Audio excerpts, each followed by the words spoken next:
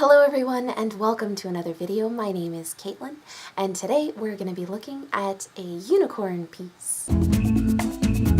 I actually did this piece for my mom for Christmas at the end of last year and again did not get the chance to do the video for it until now. So apologies for another old post, but I was working on some exciting other things that hopefully I'll be able to post very soon. I chose to do this because my mom absolutely loves unicorns and she has lots of unicorn things. And so I figured that this would be a really great piece for her for Christmas, and she did actually really love it. As I was looking up other unicorn illustrations for inspiration, I was finding a lot of really cute, really cool ones, some edgy ones, and some just downright adorable ones, but there were a lot of unicorns out there, and so I was trying to figure out how do I make mine a little bit different. How do I make mine stand out? And how do I make mine more me? And how do I make it funny? So I ended up making it be a horse that just really wanted to be a unicorn, and so it took an ice cream cone and taped it to its forehead. I really liked that idea of the impossible dream coming true, even if it wasn't exactly how you planned. That horse wanted to be a unicorn and darn it, he became one. So throughout this process, you'll see the colors changing a lot, and a lot more than normal. And it was because for this one I knew I wanted to work with really light colors, so a light yellow on a white or a white on the light yellow, and the pink I think is the biggest contrasting color throughout the entire thing.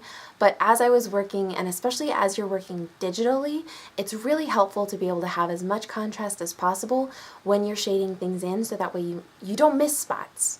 When you're working with traditional pieces, it's not only impossible to do, you can't change colors after you lay them down, but it's a lot less noticeable as well. It's a lot more forgiving in that sense, because with traditional stuff, you don't see the crisp overall perfection and then one pixel worth out of place. And with digital you do, unfortunately, so it is a little bit less forgiving in that sense. But the upside is that with digital it's also a lot more flexible, so you can work around that and you can find ways to improve your stuff and make it be that ultimate digital perfection. So on some of my pieces that's not really necessary to bounce between colors and make the contrast as evident as possible while working.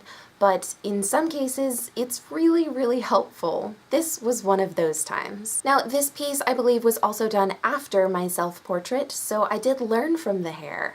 And later on, you'll see that I do add line work to the hair to just give it a little bit more texture and make it look a lot more graceful. And you can also see that the overall shape of the hair is a lot more fluid and a lot less chunky. Now, this was also because the unicorn's mane was supposed to look a lot more graceful and less messy, and just a lot more elegant overall. But I am pleased to see that the lessons that I learned from the hair did pay off. When it came to the banner, I remember that giving me a little bit of trouble when I was trying to do it. Those long lines that are almost straight but still kind of curvy were really challenging for me. I ended up having to just turn the canvas so I was working from top to bottom instead of just across. This way my arm was moving in a different way and the way that I was doing the line work was a lot easier. So rotating that canvas definitely helped. This piece was a lot of fun to work on, and just like always, I learned a lot by doing it. I explored a little bit more with background texture and that smooth shading like I did in my last piece, and I'm really pleased with how this came out overall. Now this is a pretty simple composition as well, and I don't think I would change that. I think that the simple composition allows that joke and the message to really shine through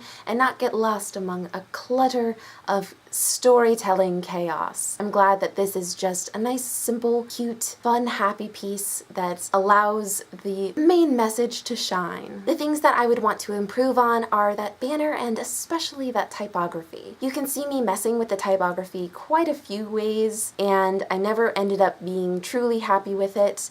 I just got it to a least objectionable outcome. I think that what I have isn't necessarily bad, but there's always room for improvement. Especially when it comes to typography, I think that the typeface that I chose wasn't necessarily the best fit for the style of the art. I would want to choose something that is a little bit more handwritten, or just handwrite something myself. That being said, again, I think that what I ended up with was okay. There's just always room for improvement. Alright, I think that just about does it for today.